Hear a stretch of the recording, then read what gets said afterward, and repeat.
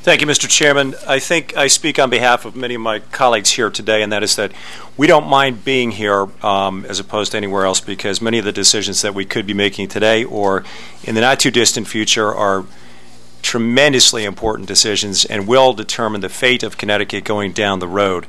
A metric that I've used before here and also on the floor is that the state of Connecticut and its budget has been growing at just shy of 7% for 25 years.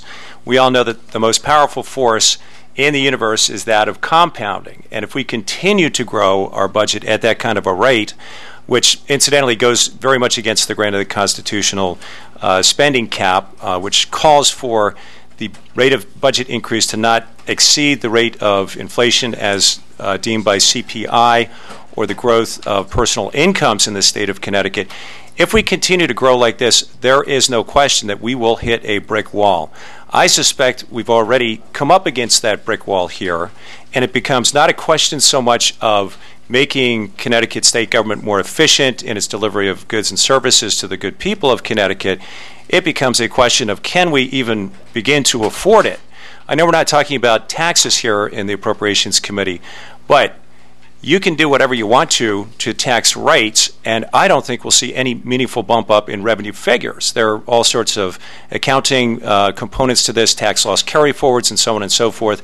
It really does boil down to what can the state, what can the tax base afford? We have a very, very concentrated tax structure in the state of Connecticut, and it's mobile. As we all know, the country is competitive, and many companies, limited liability corporations, partnerships, individuals, and families have already left the state of Connecticut.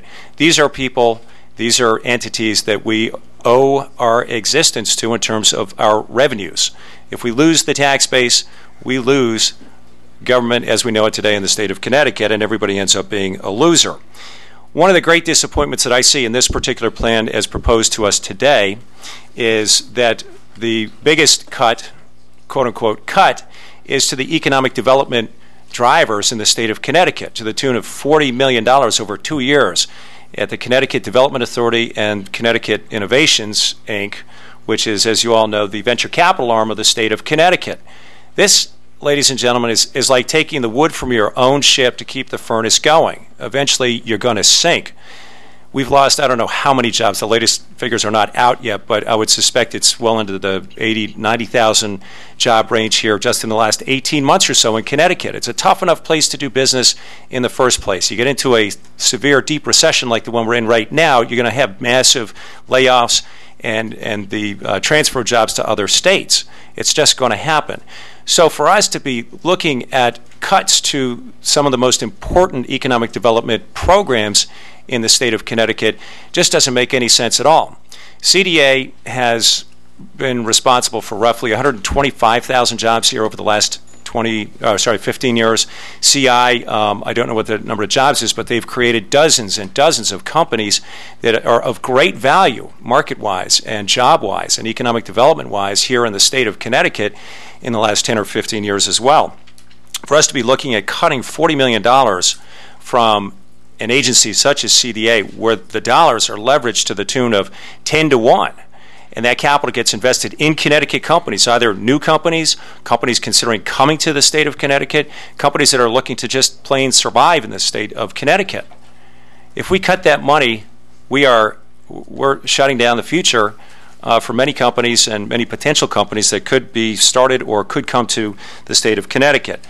I would make the general argument that one of the most cruel things we can do to the people of Connecticut is to not have our house, our financial and fiscal house, in order. To be growing at just shy of 7% when the rate of inflation has been closer to 2.9%, growth of personal income has averaged a little bit less than that for 10, 15 years, pick any number you want to.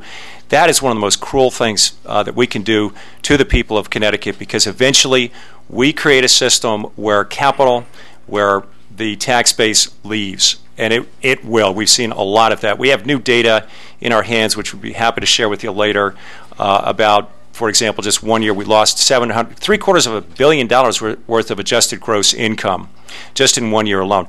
That's not net worth. It's probably, my guess would be $8 to $10 billion worth of net asset value, leaving the state of Connecticut in 1 year. And that was a great year, market-wise, if we remember. So we're not on the right track. We're not on the right track with this particular budget plan in front of us today. The people in Connecticut have spoken. 60% plus have continuously said we need to address the level of state spending, the increases that we just simply can't afford. Is it the responsibility of government to be in every business that delivers some kind of a service or a good to the people of Connecticut? Is it the most efficient way to do so? And then again, it comes back to the question of affordability. Can we afford it? The answer is not for very much longer. And especially under these economic and capital market circumstances, we're not in great shape. So I would highlight once again CDA, CII, integral, very important components to economic development in Connecticut. What else do we have? The ECD, without a doubt, there are numerous other organizations that help, but these are the real drivers in economic development. Thank you, Mr. Chairman. Thank you, Senator Frantz. Representative Kirkley.